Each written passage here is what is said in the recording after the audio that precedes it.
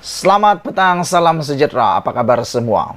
Ini isu yang paling hangat di pasaran sekarang ini apabila dikabarkan oleh sumber menteri dan pemimpin besar UMNO mungkin yang telah digugurkan. Ada menteri dan ada pemimpin daripada UMNO digugurkan daripada senarai calon pilihan raya umum ke-15 ini kena dengar kata mereka itu ada di blok sebelah.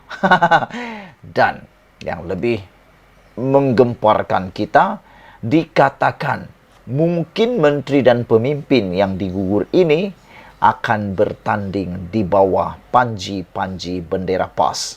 Wow. Ini memang mengejutkan kita. Ini memang perkara yang aku tak jangka langsung kalau benar berlaku. Siapakah orang-orangnya? Jom kita baca pula isunya. UMNO diselubungi spekulasi bahwa beberapa pemimpin kanan termasuk penyandang bertaraf menteri bakal digugurkan sebagai calon pilihan raya umum PRU 15 yang akan datang ini. Dua menteri penuh yang disebut-sebut bakal digugurkan ialah Menteri Wilayah Persekutuan Datuk Seri Shahidan Kashim, Menteri Sains Teknologi dan Inovasi Dr. Adam Baba, serta Menteri Komunikasi dan Multimedia Tan Sri Anwar Musa. Wow. Tiga menteri ini semuanya menteri-menteri yang pernah dikaitkan dengan prestasi merundum, prestasi tidak menentu semasa menjadi menteri. Antaranya Datuk Shahidan Kashim, Menteri Inovasi dan Sains Teknologi dan Inovasi, yaitu Dr. Adam Baba semasa menjadi Menteri Kesehatan, serta Menteri Komunikasi dan Multimedia Tan Sri Anwar Musa. Sumber memberitahu bahawa lebih ramai daripada pemimpin bertaraf, timbalan menteri akan digugurkan kerana bukan daripada kem Pengerusi Barisan Nasional BN Datuk Seri Ahmad Zahid Hamidi. Sebaliknya, mereka semua yang digugurkan ini adalah daripada kem Datuk Seri Ismail Sabri Yaakob yang juga Perdana Menteri dan Naib Presiden UMNO. Terdetik aku sebelum aku teruskan sumber laporan ini, terdetik di fikiran aku apa sebenarnya strategi yang cuba diatur oleh Zahid Hamidi ketika memilih calon-calon ini. Adakah masih ada perseteruan, masih ada cantas-mencantas atau ada lagi kah isu siapa yang akan menjadi Perdana Menteri? Adakah dengan membuangnya ataupun menyingkirkan calon-calon yang ada di kem Ismail Sabri Yaakob ini merupakan teknik strategi untuk mengelak daripada Ismail Sabri Yaakob dilantik sekali lagi menjadi Perdana Menteri semula? Tak tahulah. Anda boleh tinggalkan di komen Anda, tekan butang subscribe juga saudara-saudara sekalian.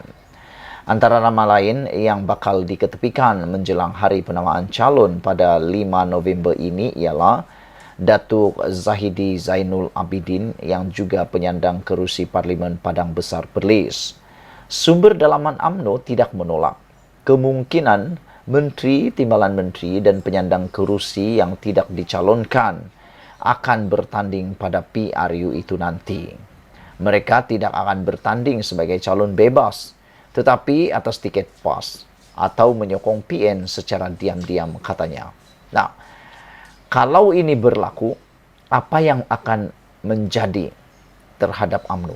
Adakah UMNO akan kehilangan besar penyokong-penyokongnya kerana sudah tentu menteri-menteri dan timbalan-timbalan menteri yang mungkin yang tidak dicalonkan ini sudah tentu mereka mempunyai akar umbi di kawasan-kawasan mereka ini. Kalaulah mereka ini benar-benar kecewa, kalaulah mereka ini benar-benar mensabotaj UMNO, pasti mereka akan membawa akar-akar umbi mereka sekalian itu untuk membantu pula secara diam-diam menurut sumber ini, membantu atau menyokong PN secara diam-diam. Shahidan, Zahidi dan Anwar adalah nama-nama besar banyak mengkritik parti itu ketika dipimpin Zahid. Namun, UMNO tidak mengambil tindakan terhadap mereka lebih awal kerana bimbang hilang pengaruh. Spekulasi itu semakin menjadi-jadi kebelakangan ini.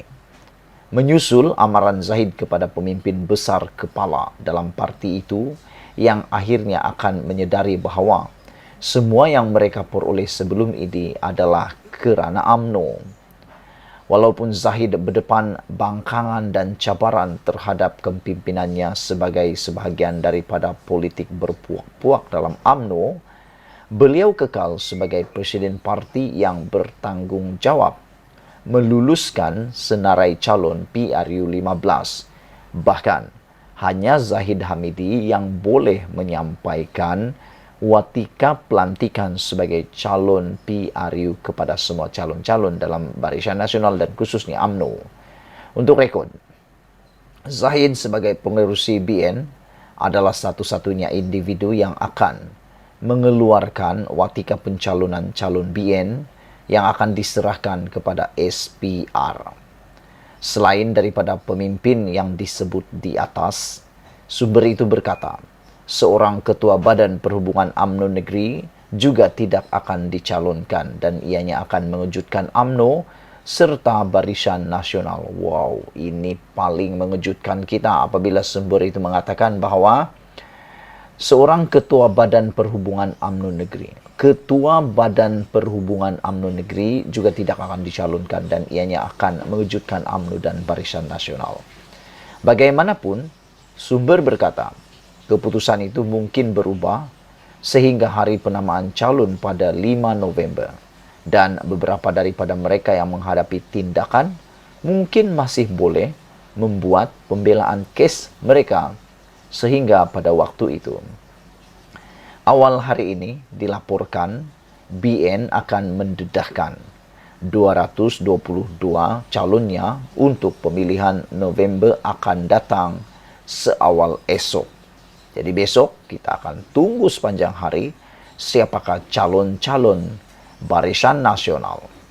Ketua Pemuda UMNO Datuk Ashraf Wajdi Dusuki yang disebut-sebut akan bertanding di kerusi Parlimen Gerik memberitahu NST bahawa identiti calon-calon itu adalah sekunder kepada parti yang mereka wakili.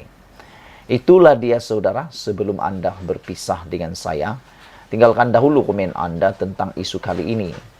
Adakah benar timbalan menteri yang digugurkan daripada calon UMNO pada PRU ini akan lompat parti atau menyokong secara diam-diam Parti Perikatan Nasional? Adakah mereka akan bertanding atas bawah PAS atau mereka akan bertanding di panji-panji yang lain pula? Dan yang lebih mengejutkan, kata sumber ini ialah seorang ketua dilaporkan bahawa seorang ketua Badan Perhubungan UMNO Negeri juga tidak akan dicalonkan dan ianya akan mengejutkan UMNO serta Barisan Nasional. Kita jumpa lagi, Malaysia kita punya, kita juga sama-sama cintai Malaysiaku. Bye-bye.